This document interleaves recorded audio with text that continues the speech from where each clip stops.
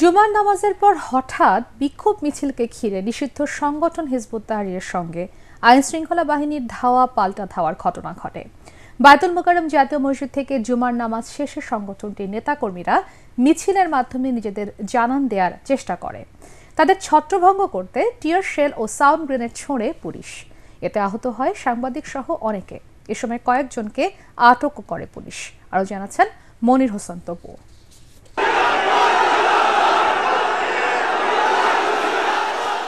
জাতীয় মসজিদ বায়তুল মোকাররমের উত্তর গেইটে তীব্র গর্জন দিয়ে মিছিল বের করে নিষিদ্ধ সংগঠন হিজবুত তাহরীর।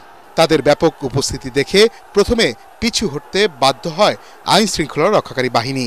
শান্তিপূর্ণভাবেই তারা মিছিল নিয়ে পল্টনের দিকে যায়।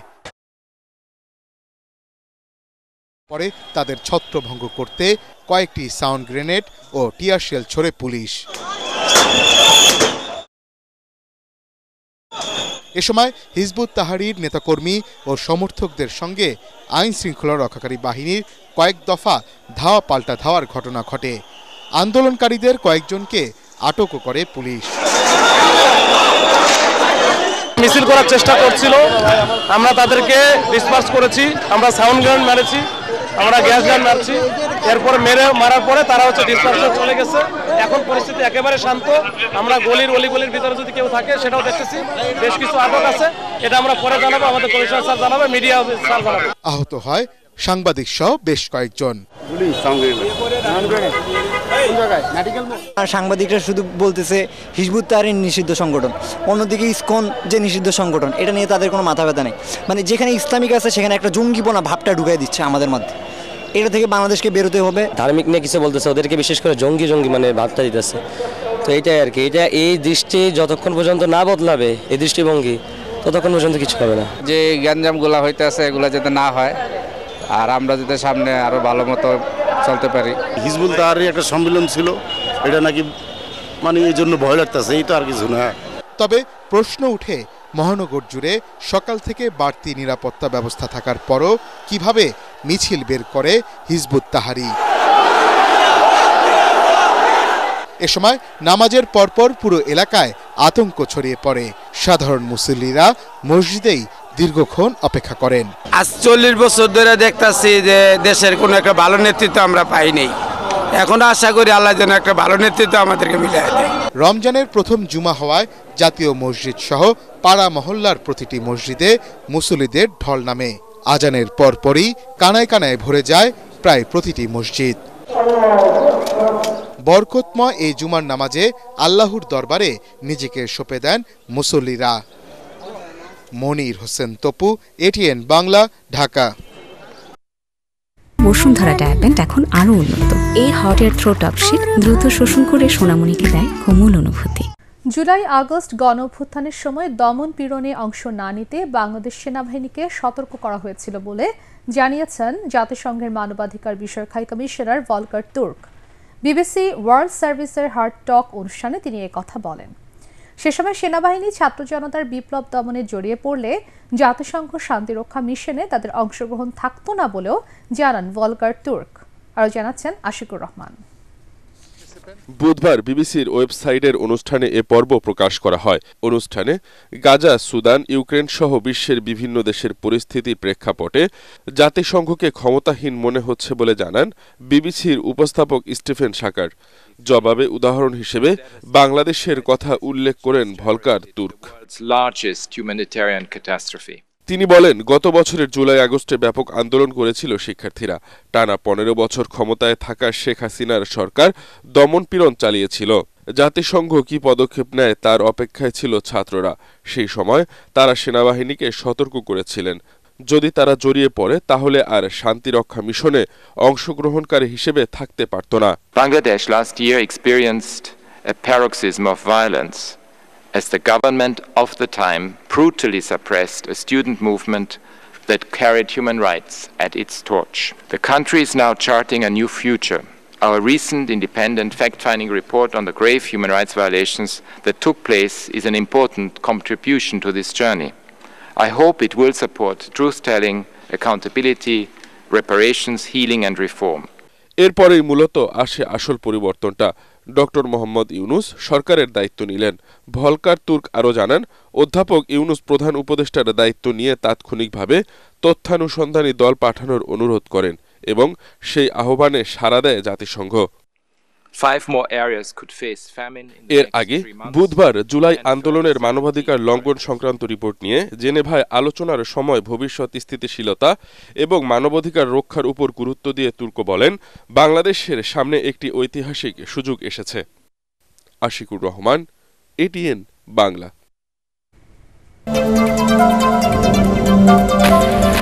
সরকার ও নির্বাচন কমিশন আন্তরিক হলে ডিসেম্বরের আগেই জাতীয় নির্বাচন আয়োজন সম্ভব বলে দাবি করেছেন বিএনপির সিনিয়র যুগ্ম মহাসচিব রুহুল কবির রিজভী। রাজশাহীর ভুবন মোহন পার্কে আমরা বিএনপি পরিবার আয়োজিত অনুষ্ঠানে তিনি বলেন, জাতীয় নির্বাচন নিয়ে গড়িমসি করলে সরকারের উদ্দেশ্য নিয়ে জনমনে সন্দেহ দেখা দেবে।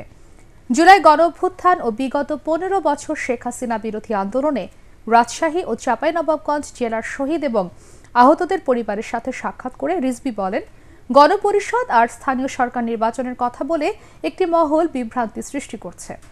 সুষ্ঠু ও নিরপেক্ষ নির্বাচন আয়োজনে প্রয়োজনীয় সংস্কার করতে দীর্ঘ সময়ের প্রয়োজন নেই বলেও দাবি করেন বিএনপির এই মুখপাত্র। ডিসেম্বরের মধ্যে ইলেকশন করা কঠিন, কেন কঠিন হবে? এখনো আপনার 9-10 মাসের মতো বাকি আছে, তো নির্বাচন করতে এত সময় লাগবে না। এই নির্বাচন তো শেখ হাসিনা 15 বছর আটকে দিয়েছিলেন। ভোটাররা ভোট কেন্দ্রে যেতে পারেনি। ভোটাররা যাওয়ার আগেই দেখেছে তার ভোট দেওয়া হয়ে গেছে, দিনের ভোট রাত্রে হয়েছে। আমাদের নির্বাচনী প্রতিষ্ঠান, আমাদের গণতান্ত্রিক প্রতিষ্ঠান সবগুলো পা দিয়ে দুমড়ে মুচড়ে শেষ করে দিয়েছে শেখ হাসিনা। আমাদের সেইখান থেকে ফিরে আসতে হলে আমাদের এই প্রতিষ্ঠানগুলোকে সজীব করতে হবে, প্রাণবন্ত করতে হবে। তো এইগুলোর জন্য এত গড়িমসি কেন?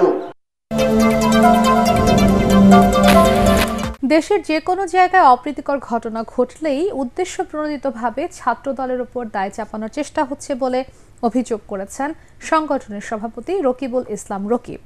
নয়াপল্টনে বিএনপির কেন্দ্রীয় কার্যালয়ের সংবাদ সম্মেলনে ছাত্রদল নেতারা অভিযোগ করেন, নর্থ সাউথ বিশ্ববিদ্যালয় এলাকায় সম্প্রতি জাতীয় নাগরিক পার্টি ও গণতান্ত্রিক ছাত্র সংসদের পদ পাওয়া না পাওয়া নিয়ে সার্জিস আলমের সাথে অপ্রীতিকর ঘটনা ঘটে। দুঃখজনকভাবে এর দায়ে ছাত্রদল নেতাকর্মীদের ওপর চাপানো হচ্ছে বলে অভিযোগ করেন ছাত্রদল সভাপতি। সংগঠনের সাধারণ সম্পাদক নাসির উদ্দিন নাসির নতুন দল এনসিপি ও ছাত্র শিবিরের অর্থের উৎস নিয়ে প্রশ্ন তোলেন। সার্জিস আলমের সাথে নর্থ সাউথ বিশ্ববিদ্যালয়ের শিক্ষার্থীদের বিরুদ্ধে সূত্রপাত নাগরিক পার্টি এবং গণতান্ত্রিক ছাত্র সংসদের মধ্যকার দাবি বনাম প্রাইভেট বিশ্ববিদ্যালয় নিয়ে চলমান অভ্যন্তরীণ কুন্দল থেকে। কিন্তু দুঃখজনকভাবে সার্জিস আলম এই ঘটনাকে রাজনৈতিক রূপ দেওয়ার জন্য ছাত্রদলকে দায়ী করে ফেসবুকে পোস্ট করেন। ন্যাশনাল সিটিজেন পার্টির যিনি প্রধান তিনি রয়টার্সকে বলেছেন যে বাংলাদেশের কিছু ধনী ব্যক্তিরা তাদেরকে অর্থায়ন করেছে। আমরা এখানে ওনার কাছে জানতে চাই, তাদেরকে যে অর্থায়ন করেছে ধনী ব্যক্তিরা, সে অর্থায়নের বিপরীতে তারা কি ধরনের কমিটমেন্ট তাদের কাছে নিয়েছিল সেটি আমরা বাংলাদেশ জাতীয়তাবাদী ছাত্রদল জানতে চাই। জুলাই গণহত্যার বিচার ও সংস্কারের প্রতিশ্রুতি পূরণের মধ্য দিয়ে নির্বাচন চায় নবগঠিত জাতীয় নাগরিক পার্টি। রাজধানীতে সংবাদ সম্মেলনে দলটির আহ্বায়ক নাহিদ ইসলাম জানান, নির্বাচনের সময় নয়, প্রেক্ষাপটকেই গুরুত্ব দিচ্ছেন তারা। বৈষম্য বিরোধী বা সমন্বয়কের পরিচয় কেউ অপকর্ম করলে আইনি ব্যবস্থা নেয়ার অনুরোধ জানান তিনি। খায়রুল ইসলামের রিপোর্ট। বাংলা মোটরে রূপায়ণ টাওয়ারে শুক্রবার বিকেলে এই সংবাদ সম্মেলন করেন গণঅভ্যুত্থানের চেতনায় গঠিত নতুন দল জাতীয় নাগরিক পার্টি এনসিপি এবং এক ধরনের হেনস্থার মধ্য দিয়ে তাদেরকে যাচ্ছে। এবং এ সময় দেশের বর্তমান আইন শৃঙ্খলা পরিস্থিতি তুলে ধরেন দলের আহ্বায়ক নাহিদ ইসলাম। নারী নির্যাতনকারীদের বিরুদ্ধে সরকারকে কঠোর হওয়ার আহ্বান জানান। বৈষম্য বিরোধী আন্দোলনের সমন্বয়কের পরিচয়ে কেউ অপকর্ম করলে আইন শৃঙ্খলা বাহিনীকে ব্যবস্থা নেওয়ার অনুরোধ জানান তিনি। জনপরিসরে যাতে নারীর নিরাপত্তা নিশ্চিত করা হয় সেজন্য সরকার যাতে কঠোর অবস্থান গ্রহণ করে। বৈষম্য বিরোধী বা সমন্বয়ক যে পরিচয়, সেই পরিচয়টা কিন্তু এখন আর এক্সিস্ট করে না সেই অর্থে। ফলে আইন শৃঙ্খলা বাহিনীর কাছে আমাদের ইয়া থাকবে যাতে এই পরিচয় ব্যবহার করে কেউ যদি অপকর্ম করে তারা তাদের আইন অনুযায়ী ব্যবস্থা নেবে। অন্তর্বর্তী সরকারের সাবেক এই উপদেষ্টা বলেন, রয়টার্সে দেওয়া সাক্ষাৎকার নিয়ে কিছু ভুল ব্যাখ্যা হয়েছে। গণহত্যার বিচার ও সংস্কার ইস্যুতে আবারও নিজেদের অবস্থান পরিষ্কার করেন এনসিপির এই শীর্ষ নেতা। গণঅভ্যুত্থানের মানুষ যে পরিবর্তনের আকাঙ্ক্ষা থেকে এসেছিল, ন্যায় বিচারের আকাঙ্ক্ষা থেকে এসেছিল, সেই দুইটা জায়গা তো মানুষকে দিতে হবে, পূরণ করতে হবে। তার আগে আমরা কিভাবে নির্বাচনের দিকে আমরা যাব, তো সেই কথাটা আমরা বলছি, এটা যাতে আমরা ভুলে না যাই যে আমাদের বিচার, আমাদের সংস্কার, পরিবর্তনের কমিটমেন্ট, সেগুলোর মধ্য দিয়ে যাতে আমরা নির্বাচনের দিকে যাই। এ সময় সম্প্রতি ছাত্রদল নিয়ে নিজেদের অবস্থান স্পষ্ট করেন দলের আরেক নেতা সার্জিস আলম। ছাত্রদল মানে একটা দল হিসেবে এটা করেছে, এটা কিন্তু আমি কথা বলিনি, কারণ এটা বলা হয়েছে যে ছাত্র দলের একদম সেন্ট্রাল পোস্টে আহমেদ শাকিল যিনি আছেন, তিনি সেই জায়গায় ইচ্ছাকৃতভাবে এই বিব্রতকর এবং অস্বস্তিকর পরিস্থিতিটা তৈরি করেছেন। সংবাদ সম্মেলনে দলটির নেতারা জানান, এখন নিজেদের শক্তি ও সক্ষমতা বাড়াতে মনোযোগ দিচ্ছেন, জোট নিয়ে ভাবছেন না তারা।